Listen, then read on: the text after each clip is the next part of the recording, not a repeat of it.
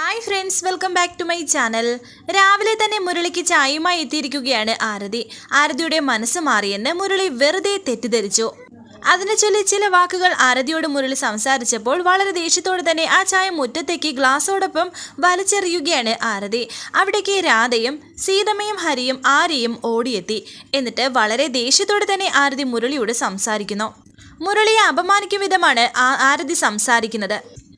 ഞാൻ വെറുക്കുന്ന ഈ താലിയുടെ ബലത്തിൽ ഇനി എന്നെ ചൊൽപ്പടിക്ക് നിർത്തി ഭരിക്കാം എന്നാ വിചാരമെങ്കിൽ അത് നടക്കില്ല. നിങ്ങളെ ചൊൽപ്പടിക്ക് നിൽക്കാൻ എനിക്ക് മനസ്സില്ല എന്നർത്ഥം എന്ന് ആരതി പറഞ്ഞപ്പോൾ ദേഷ്യത്തോടെ, ആരതി നിനക്കെന്താ സ്ഥിരബുദ്ധി നഷ്ടപ്പെട്ടോ? രാവിലെ തന്നെ നീ എന്തൊക്കെയാ കാണിച്ചു കൂട്ടുന്നത് എന്ന് രാധ പറഞ്ഞപ്പോൾ രാധയോടും ദേഷ്യപ്പെട്ട് സംസാരിക്കുകയാണ് ആരതി. ചേച്ചി, ഞാൻ പറഞ്ഞത് തന്നെയാ. ഈ ആരതി ഇയാളുടെ ചൊൽപ്പടിക്ക് നിൽക്കുന്ന ഒരാളല്ല. ഇയാൾ എന്നെ ഈ താലി കൊണ്ട് കീഴ്പ്പെടുത്താമെന്ന് കരുതണ്ട.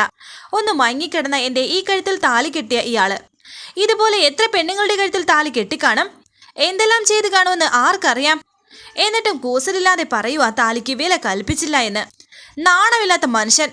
ഇത് കേട്ട് മുരളി വളരെ ദേഷ്യത്തോടെ ആരതി അടിക്കാൻ ഒരുങ്ങിയപ്പോൾ ഹരി ആ കൈ തടഞ്ഞു. ചെയ്യരുതെന്ന് ആംഗ്യം കാണിക്കുകയാണ് ഹരി മുരളിയോട്. നീ അപകടത്തിലാണെന്നറിഞ്ഞപ്പോൾ ഇരുപുറയ്ക്കാതെ നിന്നെ രക്ഷിക്കാനെത്തിയാൻ ഞാൻ ഒന്നാമത് ചെയ്ത തെറ്റ്. പോലീസുകാർ കൊണ്ടുപോയി മോറോ ട്രാഫിക്കിന് ചാർജ് ചെയ്യാതിരിക്കാൻ വേണ്ടി നിനക്ക് ഈ താലി കെട്ടിത്തന്നത് രണ്ടാമത്തെ തെറ്റ് എന്ന് മുരളി പറയുന്നു. പരിഹാസത്തോടെ വീണ്ടും പറയുകയാണ് ആരതി. ഓ ആയിക്കോട്ടെ, ഇനിയെങ്കിലും ആ തെറ്റ് തിരുത്താൻ നോക്ക്. മാത്രമല്ല, ഇനിയും ഈ താലിയുടെ കാര്യം പറഞ്ഞുകൊണ്ട് നിൽക്കാതെ നിങ്ങൾ ഇവിടെ നിന്ന് ഇറങ്ങി പോവാൻ നോക്ക്. മുരളി പറയുന്നു. ശരിയാ, ഞാൻ ഇറങ്ങുക. ഇനി ഒന്നിൻ്റെ പേരും പറഞ്ഞ് ഞാൻ ഇങ്ങോട്ട് വരില്ല. ഇനി നിനക്ക് എന്ത് സംഭവിച്ചു എന്ന് കേട്ടാലും എൻ്റെ കൺമുന്നിൽ വെച്ച് നിന്നെ ആര് അപമാനിച്ചാലും കേട്ടില്ല കണ്ടില്ല എന്ന് ഭാവിക്കും ഞാൻ. ഗുഡ് ബൈ എന്ന് പറഞ്ഞ് ഹരിയും കൂട്ടി മുരളി അവിടെ നിന്ന് പോകുന്നു. ഒന്നും പറയാനാവാത്ത അവസ്ഥയിൽ നിൽക്കുകയാണ് ബാക്കിയുള്ള എല്ലാവരും. എടി, എന്താ അഹങ്കാരമടി നീ കാണിച്ചത്? എടി, എന്താ കാണിച്ചത് എന്നൊക്കെ രാധ വളരെ ദേഷ്യത്തോടെ ആരതിയോട് സംസാരിക്കുന്നു. വിട് എന്ന് പറഞ്ഞ് രാധയുടെ കൈതട്ടി മാറ്റിയിട്ട് വീണ്ടും ആരതി പറയുന്നുണ്ട്. വിട്, കാണിച്ചത് തന്നെയാ. കണ്ടിട്ട് മനസ്സിലായില്ലെങ്കിലേ പിന്നെ പറഞ്ഞാലും മനസ്സിലാവില്ല. ചേച്ചി, ആളെ വിട് എന്ന് പറഞ്ഞ് ആരതി അകത്തേക്ക് ദേഷ്യത്തോടെ തന്നെ പോകുന്നു. എൻ്റെ ഈശ്വര, ഞാനിനി എന്താ ചെയ്യേണ്ടതെന്ന് മനസ്സിലാവുന്നില്ലല്ലോ. ഓരോ ഉത്തരവാദിത്തങ്ങൾ പൂർത്തിയാക്കി ഒരുവൻ്റെ കയ്യിൽ ഏൽപ്പിച്ച് സ്വസ്ഥമാവാന്ന് കരുതുമ്പോൾ കാണിക്കുന്നത് അത്രയും നിഷേധമല്ലേ? ഞാൻ ഇനി ഇവളെ എന്ത് പറഞ്ഞ് മനസ്സിലാക്കും? തലവിധിയാണല്ലോ ഇതൊക്കെ എന്നൊക്കെ പറഞ്ഞ് രാധ ഉമ്മറപ്പടിയിലിരുന്ന് കരയുന്നു. അത് കണ്ട് സങ്കടത്തോടെ നിൽക്കുകയാണ് ആര്യയും സീതമ്മയും. ശേഷം കാണിക്കുന്നത് ടേബിളിൻ്റെ അരികിൽ വളരെ വിഷമത്തോടെ ഇരിക്കുകയാണ് രാധ. അവിടേക്ക് ആരതി ഒരുങ്ങി വരുന്നു. ബാഗുമുണ്ട് കയ്യിൽ. ഞാൻ പറഞ്ഞില്ലേ ജോബ് കോച്ചിങ് സെൻറ്ററിൽ കോച്ചിങ്ങിന് ചേരുന്ന കാര്യം, അതിൻ്റെ രജിസ്ട്രേഷന് ഒരു 1000 രൂപ അടയ്ക്കണം. എനിക്ക് കാശ് വേണം എന്ന് ആരതി രാധയോട് പറയുന്നു. ആ സമയം രാധ ചില കാര്യങ്ങൾ ആലോചിക്കുന്നു. കൃഷ്ണൻ പറഞ്ഞ ചില കാര്യങ്ങളാണ്. എല്ലാ കാര്യത്തിനും അവർക്ക് ചേട്ടനുണ്ട് ചേച്ചിയുണ്ട് എന്നുള്ളൊരു വിചാരം മാറ്റി എല്ലാ കാര്യത്തിനും അവൾക്ക് അവനും അവന് അവളുമേ ഉള്ളൂ എന്നൊരു വിചാരമുണ്ടായാൽ ചിലപ്പോൾ കാര്യങ്ങൾ നടക്കും. എങ്കിലേ അവരെ മാറ്റിയെടുക്കാൻ സാധിക്കൂ. നമ്മളിൽ നിന്ന് ഒരു സഹായവും അവർക്ക് ലഭിക്കാത്ത ഒരു അവസ്ഥ വരണം. നമ്മൾ അവരെ കൈവിട്ടതായി അവർക്കൊരു തോന്നലുണ്ടായാൽ സ്വാഭാവികമായും അവൾ അവനിലേക്കും അവൻ അവളിലേക്കും ചായും. അവരൊന്നാകും. അതാണ് ഇനിയുള്ള ഏക മാർഗമെന്ന് അന്ന് കൃഷ്ണൻ രാധയോട് പറഞ്ഞിരുന്നു. ഇത് പൈസ എടുക്കാൻ പോയ രാധ മനസ്സിൽ വിചാരിക്കുന്നുണ്ട്. രാധ 1000 രൂപ എടുത്ത് ആരതിയുടെ കയ്യിൽ കൊടുത്തു. ആരതി പോകാൻ തുടങ്ങിയപ്പോൾ രാധ ആരതി കേൾക്കെ പറയുന്നു. എത്ര കാലമായിട്ടാണ് ഞാനിങ്ങനെ മറ്റുള്ളവർക്ക് വേണ്ടി കഷ്ടപ്പെടുന്നത്? എന്നെ സഹായിക്കാൻ മാത്രം ഇവിടെ ആരുമില്ല. എൻ്റെ വാക്ക് കേൾക്കാനും ഇവിടെ ആർക്കും താല്പര്യമില്ല. ഇനി എത്ര കാലം ഞാൻ ഇവരെയൊക്കെ പോറ്റി വളർത്തും? എനിക്കത് മനസ്സിലാവുന്നില്ല. ആരെയും അച്ചുവാണെങ്കിൽ കുഞ്ഞുങ്ങളാണെന്നെങ്കിലും പറയാം. ബാക്കിയുള്ളവരോ? തലയിലെടുത്ത്, അത്രയേ ഉള്ളൂ.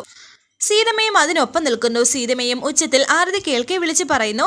താലി കെട്ടിയ ഒരു പുരുഷനുണ്ടായാൽ അവരെ ആശ്രയിച്ച് വേണം ജീവിക്കാൻ. അപ്പോഴും ചേച്ചിയോട് മറ്റും കാശ് വാങ്ങുന്നത് ശരിയല്ല. ആരെടുത്ത് പറയാൻ, ആര് കേൾക്കാൻ? ഇത് കേട്ടുകൊണ്ട് ആരതി അവിടേക്ക് വന്നിട്ട് ആ പൈസ അവിടെ വെച്ചു. ഞാൻ പോകുന്നില്ല ഒരിടത്തും എന്ന് പറഞ്ഞ് അകത്തേക്ക് പോകുന്നു. മുറിയിലേക്ക് കയറി വാതില് ബലമായി അടച്ചു. എന്നാൽ ആ പൈസ എടുത്ത് വിഷമത്തോടെ നോക്കുകയാണ് രാധ. എന്നിട്ട് പറയുന്നു. എൻ്റെ സുഭദ്രാമ്മയെ അമ്മ ഏൽപ്പിച്ച കുട്ടികളിൽ ഒന്നിനെയും കൈവിടുകയല്ല ഞാൻ. അവളുടെ മനസ്സ് മാറാനുള്ള ഒരു ശ്രമം മാത്രമാണിത്. അവളുടെ മനസ്സ് മാറ്റാൻ നീയും എന്നെ സഹായിക്കണം. ഈ സമയം സീതമ്മ രാധയോട് പറയുന്നു. ആരതിയുടെ മനസ്സ് മാറും അഞ്ജലി.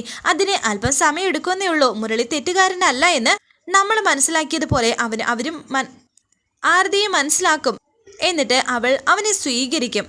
പിന്നീട് കാണിക്കുന്നത് മേഘനാഥന്റെ വീട്ടിൽ താലി ഒരുക്കാനായുള്ള ആൾ എത്തിയിരിക്കുന്നു. മേഘനാഥൻ താഴേക്ക് വന്നു. ആഹാ, എല്ലാം റെഡിയാണല്ലേ എന്ന് മേഘനാഥൻ ചോദിക്കുന്നുണ്ട്. ഭവാനിയും മണിച്ചനും അരികിൽ തന്നെയുണ്ട്. ഇന്ന് മുഴുവനും ഞാൻ ഇതിനായി മാറ്റി വെച്ചിരിക്കുകയാണ്. എനിക്ക് എൻ്റെ പെണ്ണിന്റെ കഴുത്തിൽ കെട്ടുന്ന താലി അങ്ങനെ രൂപപ്പെട്ടു വരുന്നത് സ്വയം കാണാൻ. മറ്റാർക്കും അതിന്റെ സുഖം എന്താണെന്ന് പറഞ്ഞാൽ മനസ്സിലാവില്ല എന്ന് മേഘനാഥൻ പറഞ്ഞപ്പോൾ മണിച്ചൻ പറയുന്നു, അതാണ് ഞങ്ങൾക്കങ്ങോട്ട് മനസ്സിലാവാത്തത്. എൻ്റെ സാറേ, ഇന്നിപ്പോൾ ഇത്തരം ആചാരങ്ങളൊക്കെ ആർക്ക് വേണം? കല്യാണം നിശ്ചയിച്ചു കഴിഞ്ഞാൽ നേരെ ജ്വല്ലറിയിലോട്ട് ചെന്ന് റെഡിമെയ്ഡ് താലി അങ്ങ് വാങ്ങും, അത്ര തന്നെ, അതാണ് സൗകര്യം. അപ്പോൾ അദ്ദേഹം പറയുന്നു, സൗകര്യങ്ങളൊക്കെ ശരിയാണ്, അതിൻ്റെതായ ദോഷമുണ്ട്.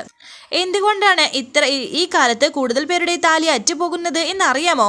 മേഘനാഥൻ സംശയത്തോടെ താലി അറ്റുപോകുമോ എന്ന് ചോദിച്ചപ്പോൾ മണിച്ചൻ പറയുന്നു, എൻ്റെ പൊന്നു സാറേ, താലി അറ്റുപോകുക എന്ന് വെച്ചാൽ ബന്ധം പിരിയുക, അല്ലെങ്കിൽ രണ്ടിലൊരാൾ മരിക്കുന്നു എന്നർത്ഥം. ഈ കാലത്ത് അതല്ലേ കൂടുതൽ. എന്താണ് കാരണമെന്ന് അങ്ങന്ന് പറഞ്ഞാട്ടെ. അങ്ങനെ അദ്ദേഹം പറയുന്നു, ആചാര നിഷേധം തന്നെ. ഇപ്പോൾ ഇവിടെ നമ്മൾ താലിക്ക് പൊന്നിരുക്കുകയാണ്. അതോടെ ആ പൊന്നിൻ്റെ പൂർവ്വകാലമെല്ലാം അഗ്നിയിൽ മറന്ന് ആ പൊന്ന് പരിശുദ്ധമാകും. അതാണ് ആചാരത്തിൻ്റെ ശക്തി. അത് താലി കാണുമ്പോഴേ നിങ്ങൾക്ക് മനസ്സിലാകൂ. സാർ, ഉരുക്കാനുള്ള പൊന്ന് തന്നില്ല എന്ന് അദ്ദേഹം പറയുന്നുണ്ട്. ഉരുക്കാനുള്ള പൊന്ന് മേഘനാഥൻ അദ്ദേഹത്തിൻ്റെ കയ്യിലേക്ക് വെച്ചു കൊടുക്കുന്നു. മേഘനാഥനും അവിടെ ഇരിക്കുന്നുണ്ട്. ആർക്കു വേണ്ടിയാണ് സാർ താലി ഉരുക്കുന്നത് എന്ന് അദ്ദേഹം ചോദിച്ചപ്പോൾ മേഘനാഥൻ പറയുന്നു, രാധയ്ക്ക് വേണ്ടി. എൻ്റെ ഭാര്യ സുഭദ്രയുടെ അനുജത്തി രാധ. അവളെ ഞാൻ 2ാം വിവാഹം കഴിക്കാൻ പോവുകയാണ്.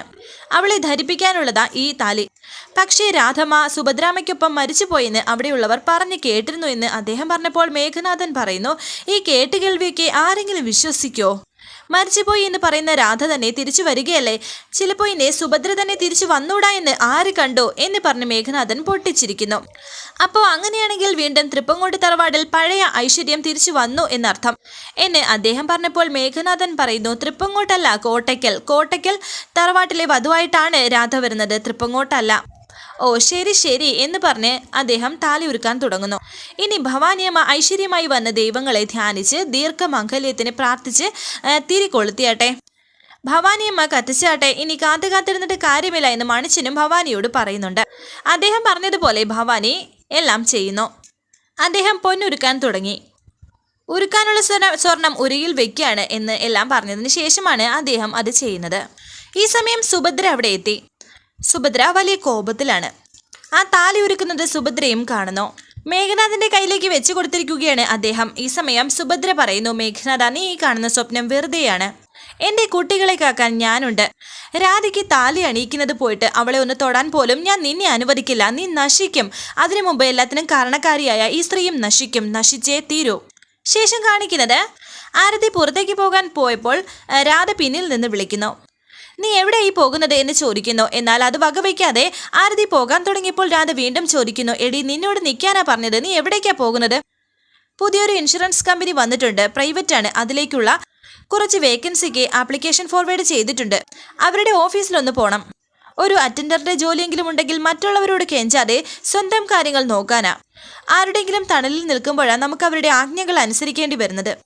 അപ്പോൾ നമുക്ക് ഇഷ്ടമില്ലാത്ത പലതിനും എസ് മൂളേണ്ടി വരും. സീത പറയുന്നു, അതെ അത് ശരിയാണ്. മൂത്തവർ ചൊല്ലും മുതു നെല്ലിക്ക എന്നാ പറയുന്നത്. മൂത്തവരുടെ വാക്കുകൾ നെല്ലിക്ക പോലെ ആദ്യം കയ്ക്കും പിന്നെ മധുരം വരൂ. അത് പക്ഷേ കയ്പും മധുരവും മാത്രമല്ല, അതിന് ഒരു ആരോഗ്യ ഗുണം കൂടിയുണ്ട്. അതാ ആരും ഓർക്കാത്തത്. രാധ പറയുന്നു, സ്വന്തം കാലിൽ നിൽക്കാൻ ഒരുങ്ങി ഇറങ്ങുന്നവരെ നമ്മൾ നിരാശപ്പെടുന്നത് എന്തിനാ സീതമ്മേ? തണലിൽ നിൽക്കുമ്പോൾ ചിലർക്ക് വെയിലിൻ്റെ ചൂടറിയില്ല. തണൽ വിട്ട് വെയിലത്ത് ഇറങ്ങുമ്പോഴാണ് ഇത്രയും നാൾ അനുഭവിച്ച തണലിൻ്റെ വില അറിയുന്നത്. അങ്ങനെ ചിലരൊക്കെ പഠിക്കും. അത് കേട്ട് ആരതി പറയുന്നു, ഓ വലിയ സന്തോഷം, ഞാൻ പലതും പഠിച്ചുകൊണ്ടിരിക്കുക. ഡി, നിന്റെ കയ്യിൽ പൈസ വല്ലതും ഉണ്ടോ? ഉണ്ടെങ്കിൽ ഒരു 200 രൂപ വേണമായിരുന്നു, എനിക്കൊരു ജോലിയുടെ ആവശ്യത്തിനാണ് എന്ന് ആര്യയോട് ആരതി ചോദിക്കുന്നു. കൊടുക്കാൻ വേണ്ടി രാധ കണ്ണ് കാണിക്കുന്നുണ്ട് ആര്യയ്ക്ക്. ആര്യ പൈസ എടുക്കാൻ പോകുന്നു. ജോലി അന്വേഷിച്ചു പോകുമ്പോഴും ജോലിക്ക് കയറുമ്പോഴും നേരത്തെ ഉണ്ടായ ചില അനുഭവങ്ങൾ ഓർമ്മ വേണം. കണ്ടതാണല്ലോ ഒരുപാട് അടുപ്പം നടിച്ച് ഒപ്പം കൂടുന്ന ഗ്ലാമർ താരങ്ങൾക്ക് ഇല്ലാത്ത ഗുണങ്ങൾ കാക്കിയിട്ട് നടക്കുന്ന ചില ഓട്ടോക്കാർക്കും അല്ലാത്തവർക്കും കാണും. അതൊന്ന് ഓർത്താൽ നന്ന്. ആ സമയം ആര്യ പൈസയുമായി വരുന്നു. വെറുതെ വേണ്ട കേട്ടോടി, എനിക്ക് വരും ഒരു സമയം. അന്നേരം മണാ പൈസ നോക്കി പലിശ ഉൾപ്പെടെ ഞാൻ ഈ പൈസ തരും. അല്ലെങ്കിൽ നീയൊക്കെ സഹായിച്ചു വളർത്തി വായിൽ ആഹാരം വെച്ച് തന്നു എന്നൊക്കെ കൂകി പറയുന്നത് കേൾക്കാൻ വയ്യാത്തോണ്ടാ ഓരോരോ ജന്മങ്ങള് എന്ന് പറഞ്ഞ് ആരതി അവിടെ നിന്ന് പോകുന്നു.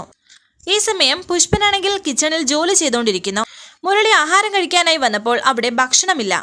കിച്ചണിൽ എല്ലാ പാത്രവും തുറന്നു നോക്കുന്നു. ഒരു പാത്രത്തിലും ആഹാരമില്ല. പുഷ്പനാണെങ്കിൽ പാചകം ചെയ്തുകൊണ്ടിരിക്കുന്നതേ ഉള്ളൂ. ഇവിടെ എന്താ മേശപ്പുറത്ത് ഒന്നും കണ്ടില്ലല്ലോ. ഇവിടെ ഒന്നും കഴിക്കാനില്ലേ പുഷ്പൻ ചേട്ടാ? അത് കേട്ട് പുഷ്പൻ പറയുന്നു, ആകും, അതിനെ കുറച്ച് സമയമെടുക്കും, നീ അവിടെ പോയിരിക്കേ, ആകുമ്പോൾ വിളിക്കാം ഞാൻ. 1.5 മണിക്കൂറിനുള്ളിൽ ഒരു റെയിൽവേ സ്റ്റേഷൻ ട്രിപ്പുള്ളതാണ്. നേരത്തെ പറഞ്ഞ് ഏൽപ്പിച്ചതാണെന്ന് മുരളി പറയുന്നു. റെയിൽവേ സ്റ്റേഷനിലോ എയർപോർട്ടിലോ എവിടാണെന്ന് വെച്ചാൽ പോകാൻ നോക്ക്, ഇവിടെ നിന്ന് കറങ്ങാതെ പിന്നെ പുഷ്പൻ ചേട്ടാ, കഴിക്കാൻ എന്തായാലും സമയത്തിന് ഉണ്ടാക്കിക്കൂടെ? ഇത് ആദ്യമായിട്ടാണല്ലോ ഇങ്ങനെ ഒരു അമാന്തം എന്ന് മുരളി പറഞ്ഞപ്പോൾ പുഷ്പൻ പറയുന്നു, ഞാനൊരു മനുഷ്യനാണ്, റോബോട്ടല്ല. ഈ വീട്ടിലെ എല്ലാ പണികളും കാലാകാലമായി ഞാൻ ഒറ്റയ്ക്കാണ് ചെയ്തുകൊണ്ടിരിക്കുന്നത്. വല്ലപ്പോഴും നീയോ പ്രസാദോ വന്ന് എന്തെങ്കിലും ഒന്ന് ചെയ്യും, അത്ര തന്നെ. ഇപ്പോൾ അതിന് പറ്റില്ല, എല്ലാ പണിയും കൂടി ചെയ്യാൻ എനിക്ക് പറ്റില്ല എന്നർത്ഥം. പുറത്ത് നിറഞ്ഞു നിൽക്കുന്ന മൂത്ത പുത്രൻ, താലി കെട്ടിയ പെണ്ണിനെ അവളുടെ വീട്ടിൽ നിർത്തിയിട്ട് ഒറ്റത്തടിയായി നടക്കുന്ന രണ്ടാമത്തെ പുത്രൻ, മൂന്നാമത്തതിനെ പറയും വേണ്ട, ബെല്ലുമില്ല ബ്രേക്കുമില്ല. നിങ്ങളൊക്കെ സമയം വന്നിട്ട് ഊണെവിടെ കാപ്പി എവിടെ എന്നൊക്കെ ചോദിച്ചുകൊണ്ടിരുന്നാലേ എനിക്കിനി പറ്റില്ല. ഇനി ഈ വീട്ടിൽ ടൈം ടേബിൾ വെച്ച് കൃത്യസമയത്ത് ഭക്ഷണം വിളമ്പണമെങ്കിൽ നിന്റെ പെണ്ണിനെ കൂട്ടിക്കൊണ്ടു വാ, എന്നിട്ട് അവളോട് പറഞ്ഞാൽ മതി സമയത്ത് ഭക്ഷണം വിളമ്പിത്തരാൻ എന്ന് പറഞ്ഞ് പുഷ്പൻ അവിടെ നിന്ന് പോകുന്നു. അതൊക്കെ കേട്ട് മുരളി പറയുന്നു, ഓഹോ, അപ്പോൾ അങ്ങനെയാണ് തീരുമാനം? അതെ, അങ്ങനെ തന്നെയാണ് തീരുമാനമെന്ന് പുഷ്പനും. കൊള്ളാം, ഇനി അവളും കൂടി ഇവിടെ കയറി വരാത്ത കുറവേ ഉള്ളൂ എൻ്റെ പുഷ്പൻ ചേട്ടാ. ഇപ്പോൾ ഞങ്ങൾ 3 ആൾക്ക് വെച്ച് വിളമ്പിയാൽ മതി. നിങ്ങൾക്കതല്ല, ഒരാൾക്കും കൂടി വെച്ച് വിളമ്പാൻ ആഗ്രഹമുണ്ടെങ്കിൽ ഞാൻ അവളെയും കൂട്ടിക്കൊണ്ടുവരാം. ഞാൻ ഇവിടെ അടുക്കളയിൽ വന്ന് ആഹാരം ചോദിക്കുമ്പോൾ അവള് കിടപ്പുമുറിയിൽ നിന്ന് വിളിച്ച് പറയും, പുഷ്പേട്ട ആഹാരം കൊണ്ട് താ എന്ന്. അത് വേണമെന്ന് സ്വയം തീരുമാനിക്കേ, എന്നിട്ട് മതി ഞാൻ താലികെട്ടി പെണ്ണിനെ വിളിച്ചുകൊണ്ട് വരുന്ന കാര്യം പറയാൻ എന്നൊക്കെ മുരളി പറയുന്നു. ഈ സംസാരം കേട്ടുകൊണ്ടാണ് കൃഷ്ണൻ അവിടേക്ക് ഇറങ്ങി വരുന്നത്. അത്രയും പറഞ്ഞ് മുരളി പോകുന്നുണ്ട്. എന്നാൽ കൃഷ്ണനും പുഷ്പനും കൂടി ചേർന്ന് മുരളിക്കിട്ട് പണി കൊടുത്തതാണെന്ന് മുരളി അറിയുന്നില്ല. വരാനിരിക്കുന്ന പുതുപുത്തൻ എപ്പിസോഡുമായി വീണ്ടും കാണാം. Thank you for watching. Please subscribe, like, share my channel.